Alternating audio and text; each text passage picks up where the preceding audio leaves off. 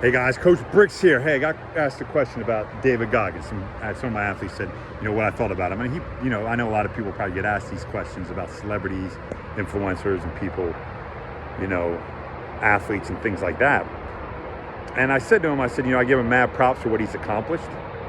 Going and become a Navy SEAL, what he was at one time. You can read his story, you can talk about it. Probably most of us have heard it. And he's so doing some of the great things that he's done. But I said, it's phenomenal, like those kind of things. Overcoming, a broken foot and still finishing a race. So then they asked me, did I think he was crazy? And I said, no. And it kind of perplexed them. They kind of thought, what do you mean? I was like, I think every human being has that in them. And they really now look really puzzled. I was like, he pushes himself. Yes, I agree with you. But what makes him different than any other human being? The only thing different is that he does it. He doesn't use excuses. He pushes. He found something in his head, okay, and turned off a switch that says stop. We all have it in there. Unfortunately, it's very close to us where it should be way back. Okay, and what do I mean by that? It's the fight-flight syndrome. Okay, most of us automatically go into a fight mode or a flight mode. Or when we perceive certain pain, discomfort, whatever, when we go into that. He learned how to control that. Just like I talk about when it comes to healing, the physical, mental, and spiritual aspect. That's part of it. Understanding how to heal the body through the mind and through the spirit. That's the key. That's where he figured things out. And I gave him another example. I said, do you ever see a person who can only go down and touch their toes, but they can only get to their shins or their knees? They can't really bend over that far. You would consider them tight, correct? And they said, yeah. I said, what if I put them under anesthesia? Okay, knocked them out. They were getting ready for surgery. Most likely that doctor, whoever's doing that, would be able to take that leg and move it whatever way it was, because the mind is not in play right there. So why sometimes maybe it's good that we have a brake mechanism in the brain.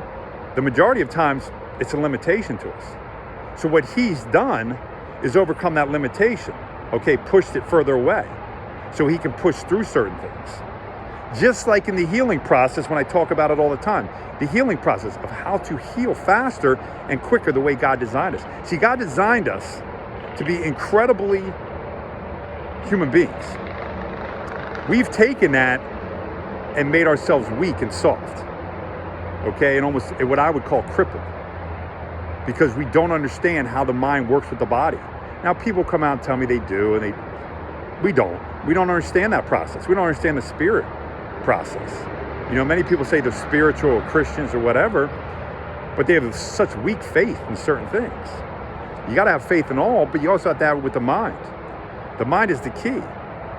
So if you really want to understand it, start studying people that actually have this ability. Now, I don't know what his religious background is. I don't know how much faith the guy has. I don't know with Goggins. But I understand what he's done with his mind and how he's perceived to push past that. And that's what I work on all the time. See, that's a mental toughness. People say, well, I got to make you run. I got to do this. No. Mental toughness comes from understanding how to control the mind in the healing, in the physical process to push yourself to where you could be. You never give 100% at anything you do. Goggins, you, me, whoever, never is given 100% because you don't know what your 100% is. You have no clue. That's how God designed us. Why? Because he wants us to keep striving to be better every single day. If I give 100%, then what's the purpose of me going out there? If I thought I was the greatest soccer player, basketball player, what's the purpose of playing or trying anymore? They used to ask Jordan that all the time. And he always referred back, well, I can't really give it because of people in the past and stuff like that. But I truly believe that inside Jordan's mind, he never thought he was the best.